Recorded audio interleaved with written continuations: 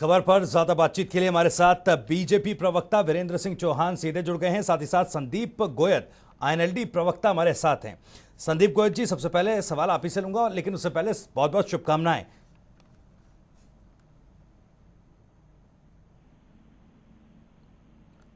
संदीप जी, क्या मेरी आवाज आप तक पहुंच पा रही है?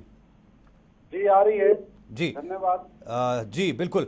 संदीप जी, सबसे पहला मेरा ये सवाल, मैं पॉलिटिकल सवाल भी आपसे करूंगा, लेकिन फिलहाल क्या प्रतिक्रिया?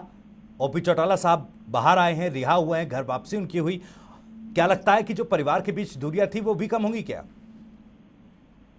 देखिए, चौटाला साहब की रिहाई होने से जी एक सबसे बड़ी खुशी की बात हरियाणा के लोगों को महसूस हो रही है कि आज उनकी आवाज को बुलंद करने वाला एक नेतृत्व, सशक्त नेतृत्व उनके बीच दोबारा आ गए हैं, जो कि एक साजिश के तहत कांग्रेस के द्वारा जरूरत दी गई, उस कांग्रेस की चलती हुई साजिश में उनको फंसाया गया। और भारतीय जनता पार्टी और केजरीवाल की आम आदमी पार्टी की सरकार ने किस प्रकार चौटाला साहब को रिहाई के समय लगभग 2.5 साल के करीब का समय इन्होंने लंबा निकलवा दिया। कोर्ट के आदेशों की भी पालना नहीं की, दिल्ली हाई कोर्ट के डिवीजन बेंच के भी फैसले की पालना नहीं की, सिंगल बेंच के ऑर्डर की भी पालना नहीं की। कई ऐसे तथ्य हैं जो हम आज, मुझे लगता है कि इस मौके पर थोड़ा सही नहीं होगा, क्योंकि आज एक इंडियन नेशनल लोकदल एक खुशी के माहौल में है। हरियाणा की जनता भी आज अपने एक नेतृत्व को, सशक्त नेतृत्व जो उनकी आवाज को और बुलंद करके हरियाणा के अंदर उठा सके, वो एक खुशी का माहौल आज प्रदेश के अंदर है। जहाँ तक बात है माहौल की, परिवार की, देखिए चौटाला साहब ने हमेशा ही कार्यकर्ताओं की और कैडर की राजनीति की है। चौटाला साहब के लिए कार्यकर्ता सदैव सर्वप्रिय रहा है। उन्होंने अपने परिवार के सदस्यों की भी मनमानी नहीं होने दी। उन्होंने कार्यकर्ताओं की जुबान को सबसे ऊपर रखा। उनके मान सम्मान को, पार्टी को टूट से बचाने के लिए भी अपने परिवार के किसी भी सदस्य के लिए उन्होंने कुछ भी त्याग करना पड़े, वो उनमें आगे रहे हैं। और पार्टी सर्वोपरि मानते हुए पार्टी की सेवा चौटाला साहब ने हमेशा की है। और उसी उम्मीद से हम ये मानते हैं, आज वो कार्यकर्ताओं की आवाज को सुनकर, उन किसान, मजदूर, बेरोजगार, खिलाड़ी, महिलाओं की आवाज को सुनकर प्रदेश के अंदर वो दोबारा से सक्रिय राजनीति में अपनी शुरुआत करेंगे। जी बिल्कुल, जैसा आप कह रहे हैं कि वापस एक्टिव पॉलिटिक्स में लौटेंगे ओपी चौटाला साहब, लेकिन मेरा सवाल जो था संदीप गोयत जी, कि जो मोह भंग हुआ था, अब वजह या कारण जो भी रहे हों, शायद ओपी चौटाला साहब का जेल में रहना ही वजह रहा इनेलो की टूट का, तो क्या जो लोग, जो एक धड़ा पार्टी से अलग हुआ, आज भले ही सरकार में शामिल है, क्या वो मोह वापस से आएगा? देखिए, मैं भविष्य ये मान सकता हूँ कि जिस धड़े ने इस प्रकार का प्रचार किया था कि चौटाला साहब के युग का एक अंत हो चुका है, उन्होंने किस प्रकार चौटाला साहब के जो फॉलोवर थे, कार्यकर्ता थे, उनको गुमराह करने का प्रयास किया, और उसमें शायद कुछ हद तक वो कामयाब तो हो गए, कुछ सत्ता में बैठकर अपनी मलाई खाने में कामयाब हो गए। परंतु चौटाला साहब के वो सिपाही जिन्हें बरगलाया गया, बहलाया गया, फुसलाया गया, वो आज अपने आप को ठगा सा महसूस करते हैं कि किस प्रकार उन्हें गुमराह करके, उनके वोटों का इस्तेमाल करके, चौधरी देवीलाल के नाम को इस्तेमाल करके भारतीय जनता पार्टी के खिलाफ वोट मांगकर उसी भारतीय जनता पार्टी की गोदी में जा बैठे, जिस भारतीय जनता पार्टी ने जाट आरक्षण आंदोलन में 40 युवाओं को गोलियों से भूनने का काम किया, उसी भारतीय जनता पार्टी ने जिसने किसान की फसल को लूटने का काम किया, उसी भारतीय जनता पार्टी ने जिसने प्रदेश में महिलाओं को भय मुक्त माहौल नहीं दिया, उसी भारतीय जनता पार्टी गोदी में जा बैठे जिसने बेरोजगारों को कोई रोजगार नहीं दिया, जिन्हें रोजगार मिला हुआ था उनके रोजगार छीनने का काम भारतीय जनता पार्टी ने किया। तो वो कार्यकर्ता संभव, मुझे यकीन, पूरा भरोसा है कि वो कार्यकर्ता अब शुरुआत हो भी चुकी है कुछ दिनों से, पिछले हफ्ते से, और अब ये एक प्रकार से सुनामी का रूप लेगी। वो धड़ाबाज, बिल्कुल बिल्कुल, आप ये कह रहे हैं, दावा कर रहे हैं कि आने वाले वक्त में पॉलिटिकल सुनामी आईएनएलडी पार्टी की आएगी, और अभय चौटाला ने भी यही बात कही है। वापस संदीप जी, क्योंकि आज आपके लिए बड़ा दिन है, पार्टी के लिए बड़ा दिन है, पार्टी के सिरमौर वापस लौटे हैं, कितनी ऑक्सीजन, सियासी ऑक्सीजन कितनी पार्टी को मिलेगी, इस पर भी हम चर्चा करेंगे। लेकिन वीरेंद्र सिंह चौहान जी के पास जाऊंगा। वीरेंद्र जी, बीजेपी पर आरोप लग रहे हैं साजिश करने के। ये कहा जा रहा है कि 2.5 साल ज्यादा चौटाला साहब को जेल काटनी पड़ी, इसमें बीजेपी की साजिश रही है। इस पर जवाब आपका चाहूंगा। साथ ही साथ ये भी राजनीतिक तौर पर इसे किस स्तर का घटनाक्रम आप मानते हैं?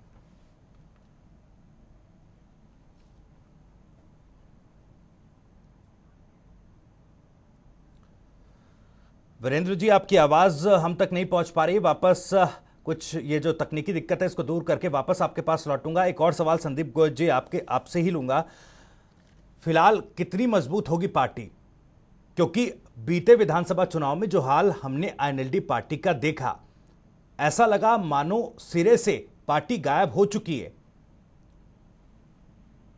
देखिए भविष्य हमें, अगर हम अतीत को ही देखते रहेंगे, अतीत को ही कोसते रहेंगे, तो हम हमारा भविष्य तय नहीं कर सकते। हम हमारे भविष्य की उज्जवल भविष्य की कामना नहीं कर सकते। अगर आप संघर्ष को मानकर चलोगे, आप एक पॉजिटिव अप्रोच को लेकर चलोगे, तो आप आज ही आप ये ठान कर चलें कि आज ही हमने कार्यकर्ताओं के बलबूते पर प्रदेश के अंदर सभी समस्याओं को उठाना है। आज से पहले जहाँ चौधरी अभय सिंह जी चौटाला जी हर वर्ग के हर मुद्दों को उठाते रहे थे, तो आज उन्हें एक बहुत बड़ा आशीर्वाद और उन्हें बहुत बड़ा सहयोग प्रदेश के अंदर मिला है। वो आज वो लड़ाई में आज अकेले नहीं, आज उनके साथ ताऊ देवीलाल के बेटे चौधरी ओम प्रकाश चौटाला जी का हाथ रहेगा और वो हरदम उनके साथ रहेंगे। और उनके दिशा निर्देश में हमारे जैसे छोटे मोटे कार्यकर्ता भी प्रदेश के अंदर प्रदेश के लोगों की हकों की लड़ाई को लड़ने के लिए राजनीतिक संघर्ष हम सड़कों पर भी करते दिखाई देंगे। और रही बात सीटें कम आना जाना, ये चीजें होती रही हैं। कभी हमने 9 सीटें भी ली हैं, कभी हमने 1 सीट भी रह गई है, और हमने कभी 87-85 सीटें भी ली हैं। और भारतीय जनता पार्टी और जहाँ 1-2 सीट रखती थी, आज वो सत्ता के अंदर लगातार 9 साल से रखती। तो समय परिवर्तनशील है और मुझे लगता है कि एक बहुत बड़ी तब्दीली प्रदेश के अंदर आ रही है और वो तब्दीली जनता को अब दिखाई भी देने लगी। अब जनता संभव पूरा यकीन और भरोसा है कि आज।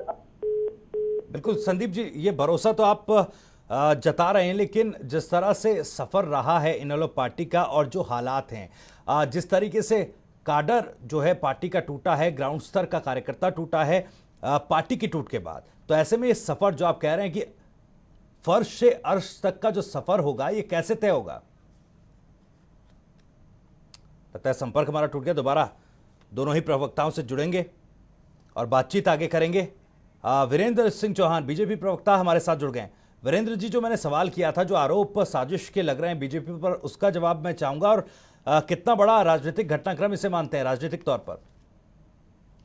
देखिए, इसको बहुत बड़ी घटना के तौर पर, राजनीतिक घटना के तौर पर देखना मुझे लगता है अदूरदृष्टि वाली बात है जी। और वो इसलिए कि प्रदेश के एक पूर्व मुख्यमंत्री जिन पर भर्तियों में घोटाला करने का आरोप लगा, जिन पर मेरिट का कत्ल करने का आरोप लगा, जिन पर विधिवत निचली अदालत से लेकर सर्वोच्च अदालत तक मुकदमा चला, सजा हुई, वो सजा काट कर अगर घर आ रहे हैं, तो इसको बड़ा इवेंट आप कैसे कह सकते हैं? इसको बड़ी घटना राजनीतिक रूप से कैसे कह सकते हैं?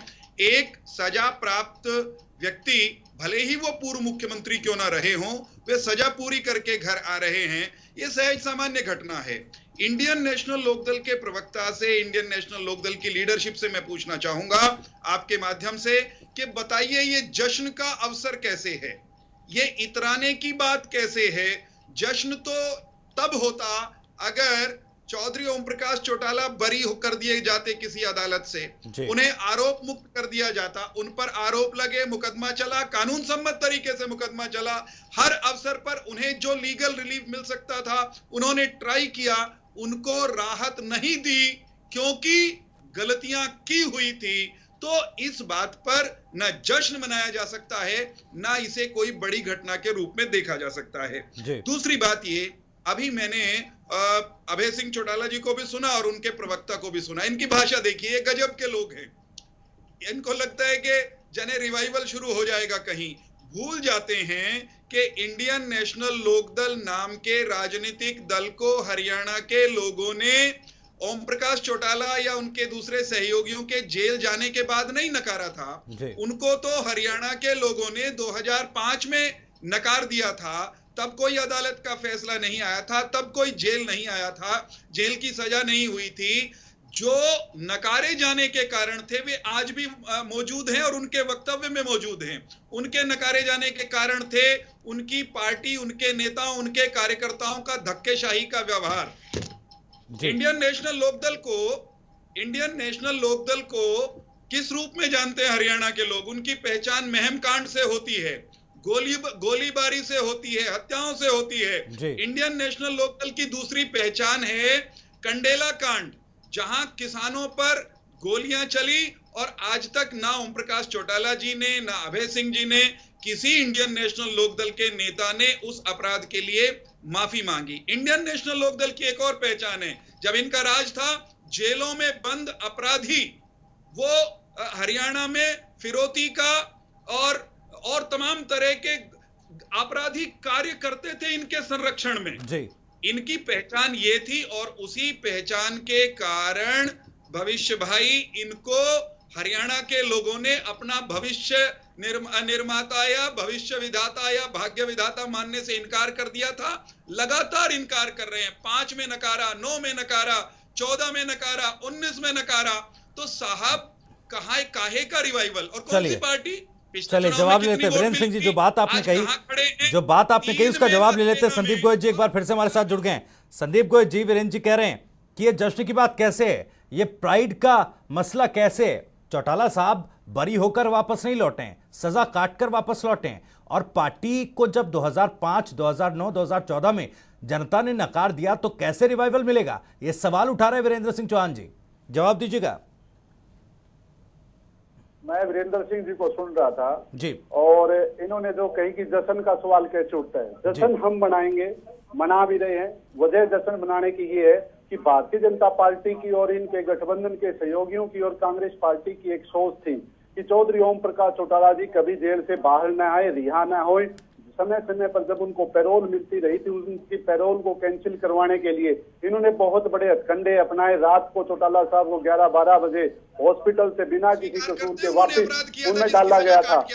मैं वीरेंद्र जी तो सुन रहा था, प्लीज शांति रखिए। तो उसी हिसाब से जब जश्न मनाने की बात आती है तो जश्न इसलिए मना रहे हैं क्योंकि 2.5 साल इनकी धक्काशाही की वजह से चौटाला साहब को रिहाई नहीं मिल पाई, जबकि चौटाला साहब की रिहाई अक्टूबर 2018 के करीब में हो चुकी थी और दिल्ली हाईकोर्ट ने आदेश भी जारी कर दिया था। ये रिहाई करने पर आमदनी थे। अगर हाईकोर्ट अगर इनको प्रेशराइज नहीं करती, जेल प्रशासन को प्रेशराइज नहीं करती, दिल्ली गवर्नमेंट को प्रेशराइज नहीं करती और जिनके अंडर में तिहाड़ जेल है उनको अगर प्रेशराइज नहीं करती तो ये लोग चौटाला साहब को रिहा करने वाले नहीं थे। तो हमारे लिए जश्न की एक वजह ये है। दूसरी बात इन्होंने उठाई कि हमने हमारी सरकार में दंगे हुए, हमारी सरकार में हत्या हुई। अगर आप हरियाणा के क्राइम रिकॉर्ड का डाटा निकाल ले तो दंगा करने वाली पार्टी का खिताब अगर वर्ल्ड रिकॉर्ड में किसी के नाम है तो भारतीय जनता पार्टी के नाम है, जिसने हरियाणा के अंदर हर जगह दंगे कराने की कोशिश की। जाट आरक्षण के अंदर जाटों के ऊपर 40 लड़कों को गोलियों से भूनने का काम किया और उसके बाद एक और घटना इन्होंने इस प्रकार से आज के दिन किसान आंदोलन को बदनाम करने के लिए एक घटना इन्होंने चलाई कि झूठी थी। उसी प्रकार की झूठी अफवाह वहां मुरथल गैंग रेप की भी इन्होंने चलाई थी एक समय के अंदर और इन्होंने हर इन्हीं की नेता थे जो पब्लिक को भड़काने का काम करते थे, दंगे फैलाने का। संदीप गोयल जी आपका जवाब मिल गया और सवाल भी जो आपने उठाए उनका जवाब मैं लूंगा वीरेंद्र सिंह चौहान से। वीरेंद्र जी, आप जवाब देना चाह रहे हैं, रिएक्ट करना चाह रहे हैं संदीप गोयल जी की बात पर, लेकिन उसके बीच में अपना एक सवाल ऐड करना चाहूंगा। क्या बीजेपी को अब ये चुनौती लग रही है कि ऐसे वक्त में जब कई मुद्दे ऐसे हैं जो सरकार पर हावी हो रहे हैं, चाहे किसान आंदोलन का मुद्दा हो, कोरेगांव में पुनर्वास जैसे मसले हों, ऐसे मौके पर ओपी चौटाला का वापस रिहा होकर आना कहीं ना कहीं पार्टी के लिए तो इनेलो पार्टी के लिए तो मजबूती का काम करेगा ही, लेकिन एक बड़ी चुनौती बीजेपी के लिए भी होगी। देखिए, चीजों को सटीक तरीके से उनका विश्लेषण होना चाहिए। डिस्प्रोपोर्शनेट मूल्यांकन नहीं करना चाहिए। कौन से ओम प्रकाश चौटाला जेल से रिहा होकर आए हैं जिन्हें एक अपराध के लिए सजा दी गई। वीरेंद्र जी थोड़ा जल्दी रैप अप कीजिएगा, वक्त मेरे पास कम है जी। थोड़ा मैं ये कह रहा हूं कि जो व्यक्ति अदालत से सजा पाकर जेल काटकर आए वो राजनीति को प्रभावित करेगा हरियाणा की, इस बात की कोई संभावना नहीं है। ओम प्रकाश चौटाला जी हरियाणा के मुख्यमंत्री रहे हैं, बुजुर्ग नेता हैं, उस नाते से उनका सम्मान है, परंतु हम नहीं मानते रत्ती भर भी ओम प्रकाश चौटाला अपनी पार्टी में भी प्राण फूंक पाएंगे। हमारे लिए चुनौती खड़ी करना तो दूर की बात। हरियाणा के लोग कभी भी धक्के की राजनीति को मंजूर नहीं करेंगे, गुंडागर्दी की राजनीति को मंजूर नहीं करेंगे, मेरिट के हत्यारों को स्वीकार नहीं करेंगे और इंडियन नेशनल लोकदल उसी की प्रतीक है। हमने अभय सिंह चौटाला को पिछले दिनों ये कहते सुना। वीरेंद्र जी मुझे रोकना पड़ेगा, लेकिन आपकी बात पहुंच गई है। बहुत बहुत शुक्रिया आप दोनों ही प्रवक्ताओं का। संदीप गोयल जी आपका भी बहुत बहुत शुक्रिया और वीरेंद्र सिंह चौहान जी आपका भी बहुत बहुत शुक्रिया। तो फिलहाल विरोधी दल जो हैं वो आरोप लगा रहे हैं कि कैसे एक सजा काटकर आया हुआ व्यक्ति पार्टी को उस पहले वाले मुकाम पर वापस लाकर खड़ा कर सकता है। तो वहीं इनेलो पार्टी और कार्यकर्ताओं में इस वक्त ऊर्जा है, जश्न का माहौल है और इस जश्न को वो ढोल नगाड़ों के साथ और एक दूसरे को लड्डू खिलाकर, मिठाई खिलाकर मना रहे। फिलहाल रुक रहे कुछ